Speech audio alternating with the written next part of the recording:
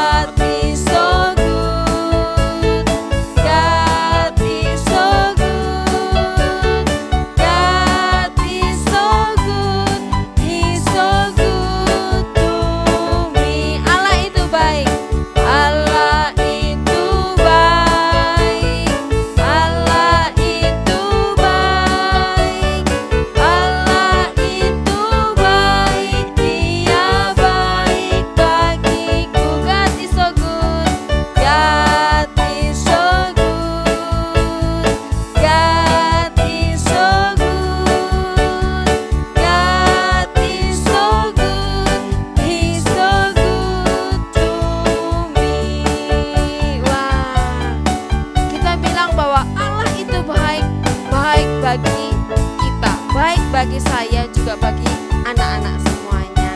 Nah, puji Tuhan, kita akan bersama-sama kita berdoa kepada Tuhan.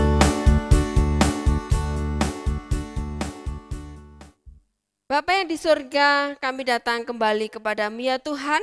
Kami bersyukur jika pada pagi hari ini Tuhan sudah menolong kami dan kami boleh merasakan kebaikan Tuhan dalam hidup kami.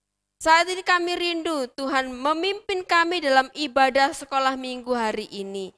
Sehingga kami boleh beribadah dengan baik, kami boleh memuji Tuhan dengan sungguh-sungguh, boleh belajar firman Tuhan dengan baik dan benar. Kami rindu Tuhan, Tuhan memimpin kami semuanya. Terima kasih Tuhan Yesus, kami menyerahkan untuk ibadah kami hanya ke dalam tangan Tuhan. Dalam nama Tuhan Yesus kami berdoa dan bersyukur. Amin.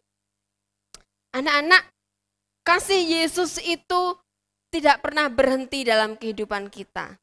Ya, kasih Yesus itu terus ada dalam hidup kita. Dalam kondisi apapun kita, dalam keadaan bagaimanapun kita dan anak-anak juga semuanya, kasih Tuhan tidak pernah meninggalkan kita.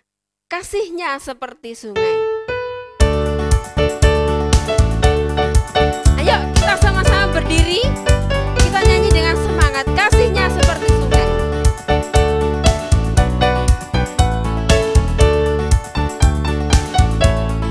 Kasih-Nya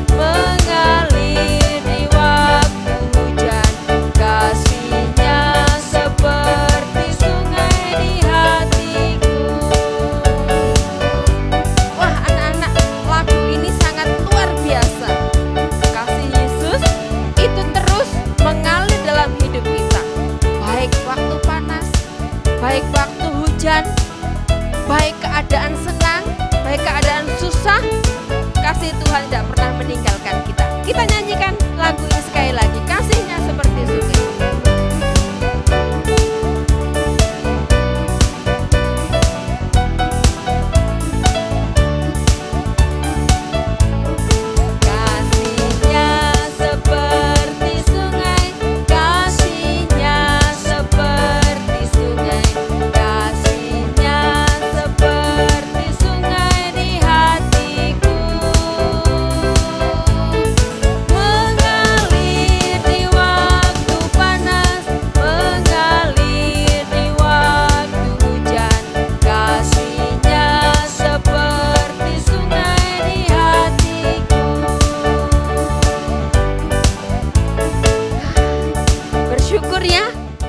Kasih Tuhan tidak pernah meninggalkan kita, ya. Kasih Yesus itu ada dalam hidup kita dan kasih Yesus selalu indah dalam hidup kita. Kasih Yesus indah, indah, oh indah. Ayo, tetap berdiri, kita pakai gerakan sama-sama ya.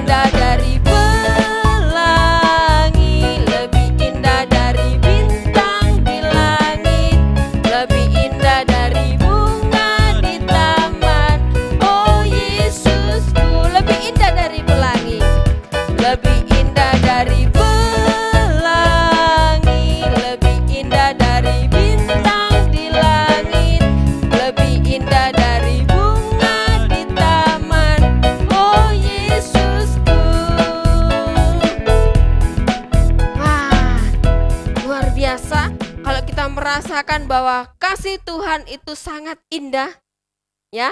Jangan lupa kita terus melakukan kasih Tuhan dalam hidup kita, ya.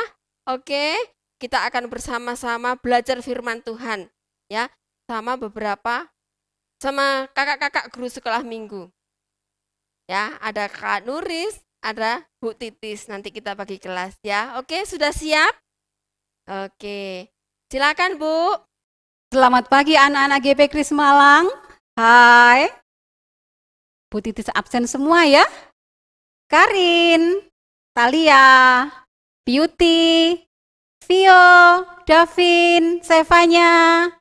Dan ada juga Yediel, Rafael, Gamaliel, Arcat, Teguh, Kesia, Jennifer, Adonia, Michael, Arthur, Nada, dan Darren.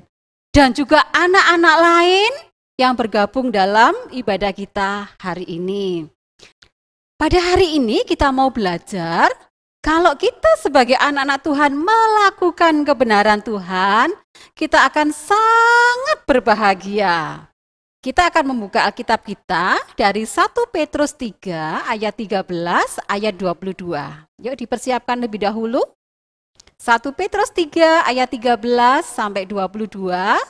Tetapi kita akan membaca ayat 13, 14, 16, dan 17 saja. Sudah siap? Kita akan membaca bersama-sama. 2, 3. Dan siapakah yang akan berbuat jahat terhadap kamu jika kamu rajin berbuat baik? Tetapi sekalipun kamu harus menderita juga karena kebenaran, kamu akan berbahagia. Sebab itu, Janganlah kamu takuti apa yang mereka takuti, dan janganlah gentar. Dan dengan hati nurani yang murni, supaya mereka yang memfitnah kamu karena hidupmu yang saleh dalam Kristus, menjadi malu karena fitnaan mereka itu. Sebab lebih baik menderita karena berbuat baik, jika hal itu dikehendaki Allah, daripada menderita karena berbuat jahat. Nah anak-anak, sebelum kita belajar firman Tuhan, kita berdoa dulu. Bapa di surga, kami bersyukur berterima kasih pada hari ini. Kembali kami datang kepada Tuhan untuk belajar firman Tuhan. Tuhan menolong setiap anak-anak-Mu untuk boleh tenang, belajar firman Tuhan, boleh mengerti firman Tuhan, dan setiap kami boleh melakukan kebenaran firman Tuhan di dalam hidup kami. Terima kasih Tuhan. Kami mau menyerahkan waktu pemberitaan firman Tuhan pada pagi hari ini hanya di dalam nama Tuhan kami, Yesus Kristus. Amin. Nah anak-anak, dalam nats yang kita baca tadi, ada beberapa kata yang menjadi bagian dari pelajaran kita hari ini. Ada kata jahat, ada kata baik, ada kata menderita, ada kata berbahagia, dan juga ada kata kebenaran. Anak dikasih Tuhan, kalau kita baca tadi pada ayat 13, firman Tuhan berkata demikian. Dan siapakah yang akan berbuat jahat terhadap kamu, jika kamu rajin berbuat baik? Atau firman Tuhan kalau dibalik begini. Jika kamu rajin berbuat baik, maka tidak akan ada yang berbuat jahat terhadap kamu. Tapi ternyata dalam hukum dunia ini, hal itu bisa tidak berlaku karena suatu alasan. Justru ketika orang melakukan kebaikan yang luar biasa, dia malah dijahati oleh orang lain. Hari ini kita mau belajar dari seorang pemuda yang bernama Daniel, yang mengalami hal-hal seperti di Alkitab yang barusan kita baca tadi. Nah, siapakah Daniel itu? Daniel ada dalam Alkitab dari kitab Daniel. Nah, Daniel ini adalah seorang Yehuda yang saat itu Yehuda dipimpin oleh seorang raja yang bernama Yoyakim. Kemudian Yehuda ini dikepung oleh kerajaan Babel yang saat itu diperintah oleh raja yang bernama Nebukadnezar. Dan Yehuda jatuh ke dalam kekuasaan Raja Babel. Nah, sebagai negara yang terjajah, Yehuda harus mengirimkan pemuda-pemuda dengan kriteria yang sudah ditentukan oleh raja. Kriterianya adalah dari keturunan raja atau bangsawan. Orang yang muda, tidak bercela, perawakannya baik, memahami berbagai-bagai hikmat, punya pengetahuan yang banyak, ilmu yang banyak, pinter, cerdas, dan cakap untuk bekerja di istana raja. Nah, Daniel ini adalah salah satu dari mereka yang harus pergi ke Babel untuk melayani dengan kriteria yang banyak tadi. Wah, tinggal di Babel, latar belakangnya berbeda, kebiasaannya berbeda, sebagai orang buangan, iman kepercayaan di sana berbeda dengan Tuhannya Daniel. Sementara di sana itu menyembah dewa-dewa, menyembah berhala. Ini menjadi tantangan besar bagi Daniel. Nah anak-anak, kebenaran apa saja yang dilakukan oleh Daniel saat tinggal di Babel menjadi orang buangan melayani raja? Yang pertama, Daniel tidak menajiskan dirinya dengan makanan dan minuman yang disiapkan oleh raja. Anak-anak, pada saat Daniel tiba di sana, Dan pada masa pendidikan nanti yang 3 tahun itu, Daniel dan teman-temannya itu mendapat makanan yang disiapkan dari kerajaan, dari istana raja. Bagi orang kuno saat itu, khususnya bangsa Babel, makanan, minuman, itu bukan sekedar asupan gizi untuk kesehatan hidup manusia, bukan. Makanan dan minuman pada saat itu menjadi simbol kultur atau budaya dan religi atau kepercayaan kepada Tuhannya mereka. Dan ada kemungkinan anak-anak makanan, minuman yang diberikan itu telah dipersembahkan kepada berhala, dewa ilah mereka. Daniel tidak takut adik-adik, tidak makan daging, tidak minum anggur. Justru yang takut adalah kepala pegawai istana. Apa? Kamu tidak makan daging dan minum dari kerajaan? Nanti kalau kamu ada apa-apa, aku yang dimarahi. Nah, Daniel berkata begini, coba sama aku selama 10 hari, aku minum, makan sayur-sayuran saja. Nah, ternyata anak-anak, setelah Daniel hanya makan sayuran, badannya itu lebih gemuk, lebih sehat dari teman-temannya yang lain. Sehingga pada waktu yang ditentukan, Daniel hanya makan sayur-sayuran saja. Nah, anak-anak, dengan pertolongan Tuhan, Daniel itu menjadi orang kepercayaan raja, dan kepandaian Daniel itu 10 kali lebih baik daripada orang pandai, orang bijaksana yang ada di Babel. Nah, apa sih yang sudah dilakukan Daniel pada saat melayani raja di Babel? Anak-anak, Daniel itu melayani beberapa raja pada saat di Babel. Pada saat pemerintahan raja yang ketiga, yaitu Raja Darius, Daniel ini diangkat menjadi salah satu dari 3 pejabat tinggi kerajaan Babel. Karena Tuhan itu luar biasa memakai Daniel di tempat pembuangan. Daniel ini melebihi dari para pejabat-pejabat dan para wakil raja pada saat itu. Dan raja bermaksud untuk menempatkan atas seluruh kerajaannya kepada Daniel. Pejabat lain mulai iri, cemburu kepada Daniel, dan berusaha mencari alasan, kelemahan, kesalahan Daniel dari segala sesuatu yang dilakukan. Dalam pemerintahan, dalam kehidupan sehari-hari, ternyata tidak didapati kelalaian atau kesalahan pada Daniel. Akhirnya, para pejabat dan wakil-wakil raja ini adik-adik membuat satu kesepakatan. Ayo kita jatuhkan Daniel dengan satu kelemahannya, yaitu tentang kepercayaannya kepada Allahnya dia. Wah, banyak petinggi dan wakil raja ini akhirnya datang kepada raja. Ya, menghasut raja. Meminta raja, tuanku raja, buatlah satu peraturan pada saat ini. Selama 1 bulan ini, seluruh orang di Babel hanya boleh menyampaikan permohonan, hanya boleh menyembah kepada raja saja.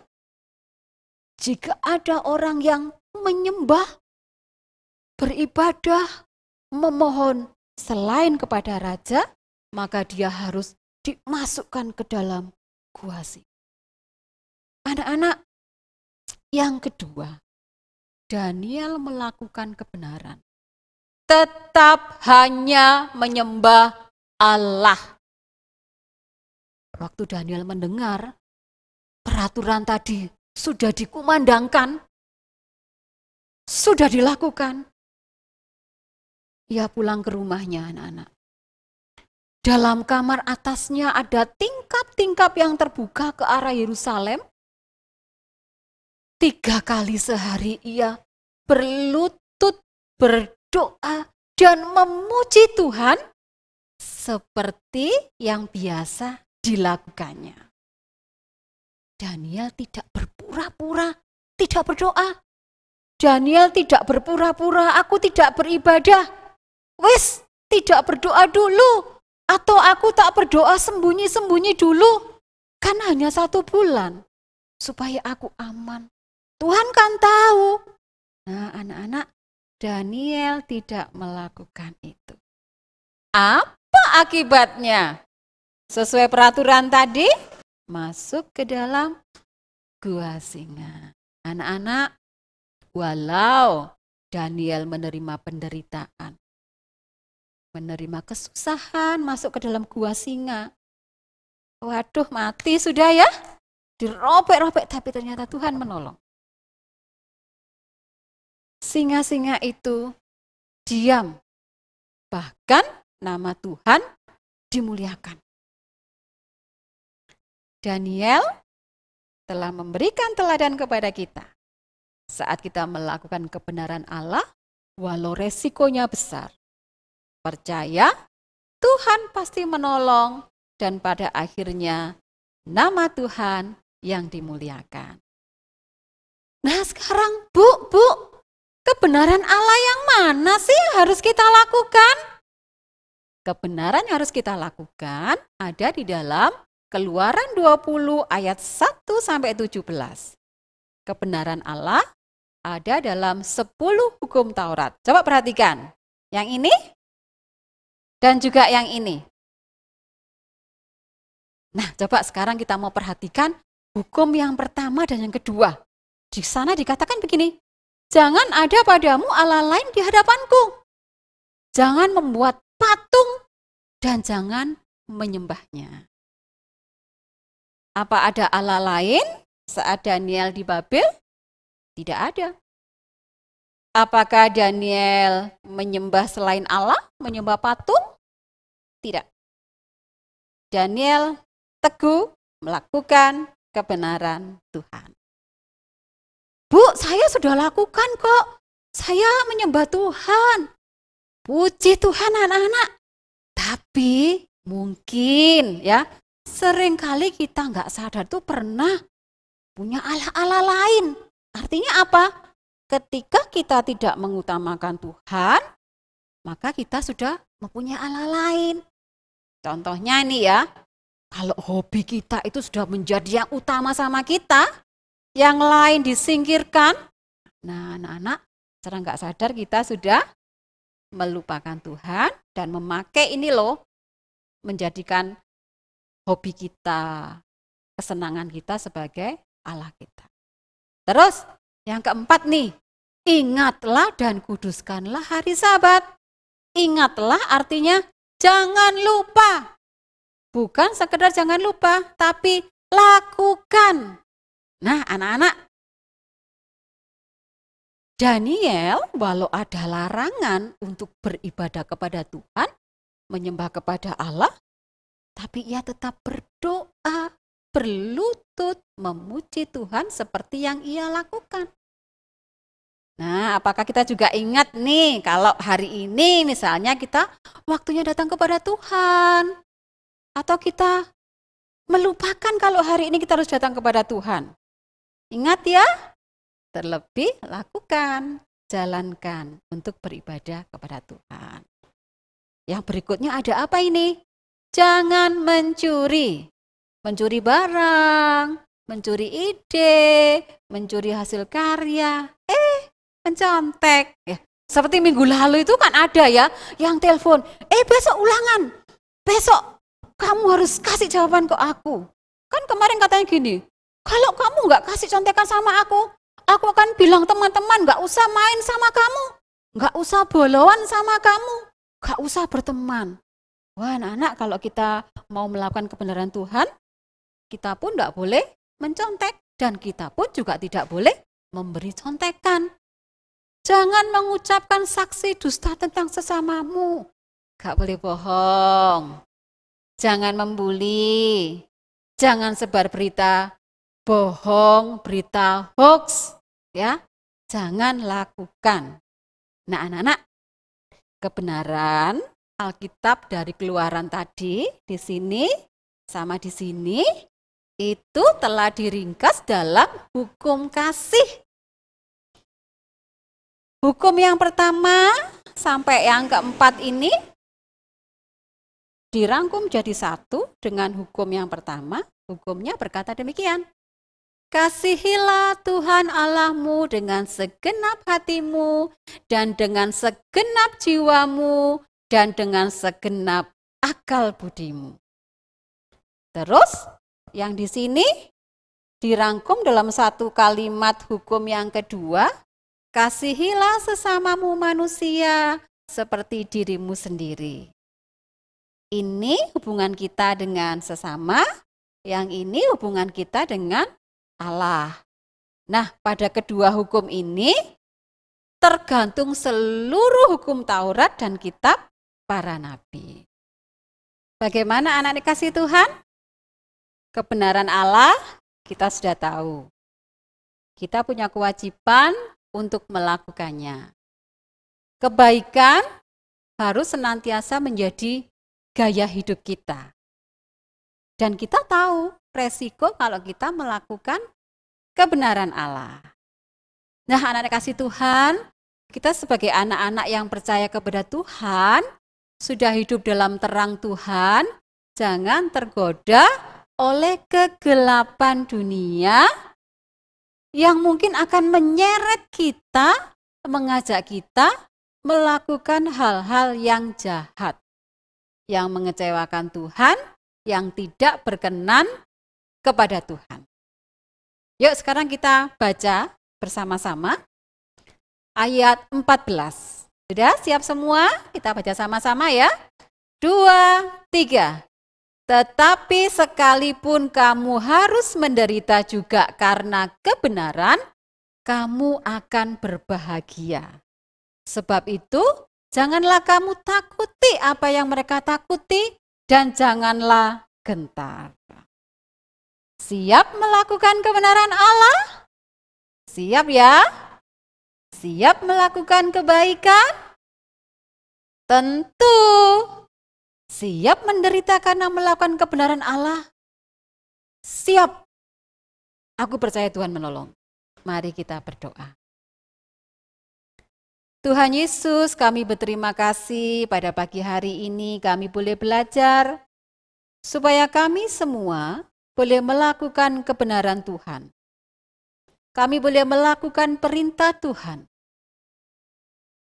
Kami tidak takut menghadapi resiko kalau kami melakukan kebenaran Tuhan. Mungkin banyak orang, banyak teman-teman kami mengajak kami melakukan hal yang tidak berkenan kepada Tuhan. Melalaikan kebenaran firman Tuhan. Meninggalkan kebenaran Tuhan. Tapi Tuhan beri kekuatan kepada kami untuk kami teguh di dalam Tuhan. Terima kasih ya Tuhan, terima kasih. Kami mohon pertolongan dari Tuhan supaya kami semua boleh melakukan firman Tuhan. Di dalam nama Tuhan Yesus, kami bersyukur, berterima kasih untuk firman hari ini. Amin. Happy birthday to you. Waduh, senang sekali ya. Dalam minggu ini ada yang berulang tahun loh. Siapa yang merasa berulang tahun? Ayo. Senyum yang lebar yang merasa berulang tahun. Dalam minggu ini yang berulang tahun Arthur. Selamat ulang tahun Arthur sama Michelle. Selamat ulang tahun Michelle. Tuhan Yesus memberkati ya. Kita akan bersama-sama berdoa untuk teman kita yang berulang tahun. Kita juga sama-sama berdoa untuk kita semuanya, anak-anak sekolah minggu. Juga guru-guru jangan lupa doakan ya. Ya, kita sama-sama kita berdoa. Bapa yang di surga, kami datang kembali kepadamu ya Tuhan. Saat ini kami bersyukur, kami bersukacita karena ada teman kami yang berulang tahun. Untuk Arthur, untuk Michelle, terima kasih. karena Tuhan sudah menambahkan 1 tahun dalam kehidupan mereka. Tuhan berikan umur panjang bagi mereka. Itu adalah anugerah yang terbesar bagi kami, bagi Arthur juga bagi Michelle. Berkati Arthur dalam studinya, biarlah Tuhan sendiri akan menolong, Tuhan akan memberkati sehingga dia juga boleh diberikan semangat, kerajinan daripada Tuhan sendiri untuk boleh melakukan, tetap belajar dengan baik. Berkati juga imannya, supaya dia juga tak boleh bertumbuh mencintai Tuhan dalam hidup mereka. Begitu juga supaya Arthur tetap taat, sayang kepada orang tua, sayang kepada Tuhan. Terima kasih Tuhan Yesus. Berkati juga Michelle, anakmu yang masih kecil ini, kami rindu Tuhan. Tuhan senantiasa menolong dia, memberikan kesehatan, kekuatan, memberikan kepandaian bagi dia, sehingga dia juga boleh tetap merasakan cinta kasih Tuhan yang luar biasa. Kami menyerahkan ya Tuhan untuk masa kecilnya ini, supaya dia senantiasa taat kepada Tuhan, taat kepada orang tua, dia senantiasa hidup takut akan Tuhan. Terima kasih Tuhan, berkati orang tuanya, supaya Tuhan senantiasa menolong berkati. Baik orang tua Michelle juga orang tua Arthur, mereka boleh mendidik, mengarahkan anak-anak untuk takut akan Tuhan. Terima kasih Tuhan Yesus untuk Arthur dan Michelle yang sudah berulang tahun.